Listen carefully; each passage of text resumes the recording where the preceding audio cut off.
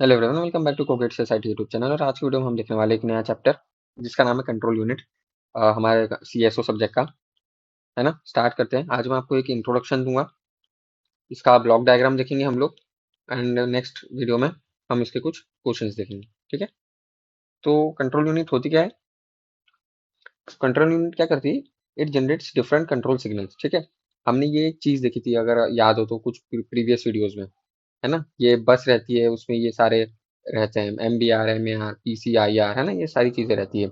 और ये ALU रहता है। ठीक है। कंट्रोल यूनिट होती क्या है? It is called the brain of the computer.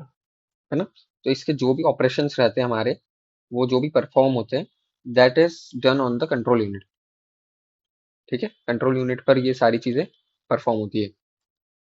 और ये जो भी परफॉर्म होता है ना, that is done in micro operations. Micro operations कैसे होते हैं?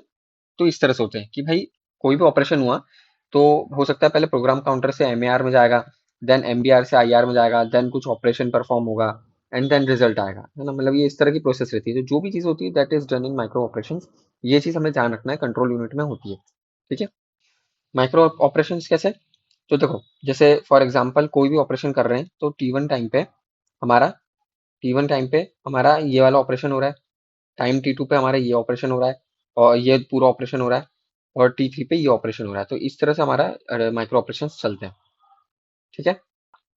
अब जैसे कुछ एग्जांपल्स अगर मैं बताऊं, तो अगर ये वाला टाइप का एक है ऐड R1 R2, तो इसमें क्या कर होगा और किस तरह से होगा? कंट्रोल यूनिट में सबसे पहले R1 से S में जाएगा, देन R2 से T में जाएगा, ALU एडिशन करेगा, और फिर T4 वाले टाइम पर ALU का जो भी आउट है वो R1 में सेव हो जाएगा। ठीक है। ये एस और टी क्या है? These are temp variables. तो ये चीज इस तरह से फ्लो चलता है ना, क्योंकि इसका जो एट द एंड आप अगर ब्रेक करोगे ना, तो वो इस तरह से रहता है। समझ गए? इस तरह से चलता है। तो वो ब्रेक इस तरह से होता है, 4 स्टेप्स में होगा, 4 टाइम स्लॉट्स हमें लगेंगे। ठीक है। टाइम स्लॉट्स हो गए ये।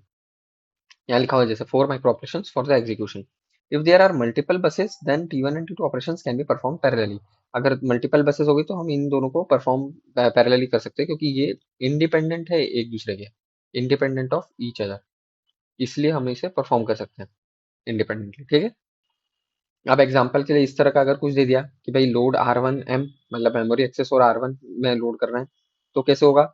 T1 इसका होगा IR से MAR, T2 क्या करेगा? मेमोरी से MBR, T3 क्या करेगा? MBR से IR, ये परफॉर्म करेगा। ठीक है। तो टोटल 3 ऑपरेशंस रहेंगे हमारे लोड R1, M में।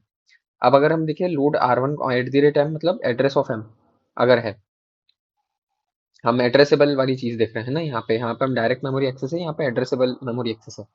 तो क्या होगा? हमारा पहला ये ऑपरेशन रहेगा IR से MAR, देन मेमोरी से MBR, MBR से मेमोरी एक्सेस में जाएगा, फिर मेमोरी से MBR में जाएगा, एंड देन आखिरी में ये रहेगा।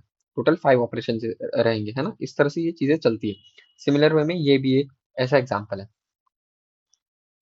मतलब ये सिर्फ एक बेसिक है, इसमें आपको इतना थियोरिटिकली जाने की जरूरत नहीं। मेन तो इसके जो क्वेश्चंस रहते हैं वो मैं आपको बताऊंगा कैसे करना है। क्वेश्चंस ही डायरेक्टली पूछते हैं वो, तो वो आपको पता होना जरूरी है। पर एक आपको पता होना चाहिए यार, ये बेसिक भी, कि ये किस तरह से वर्क कर रहा है।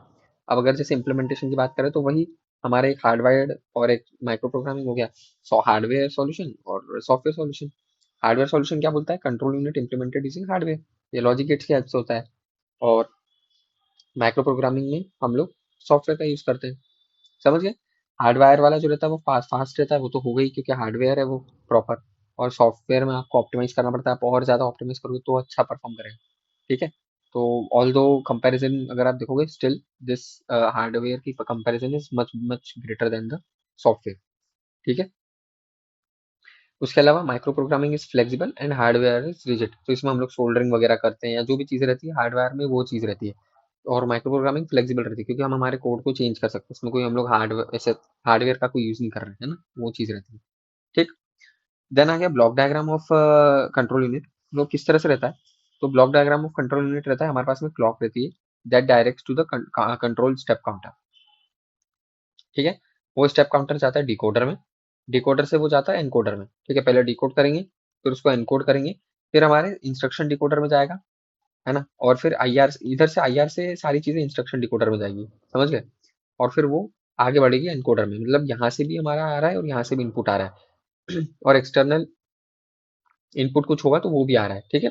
वो और कंडीशन जो हमारी कोड की है वो भी आ रहा है। तो एनकोडर के अंदर सारी चीजें आ रही है और उसके बाद में हम लोग आउटपुट दे रहे हैं, आउटपुट दे रहे हैं और उसको एंड करके फिर हम वापस फर्स्ट स्टेप पे चले जा रहे हैं।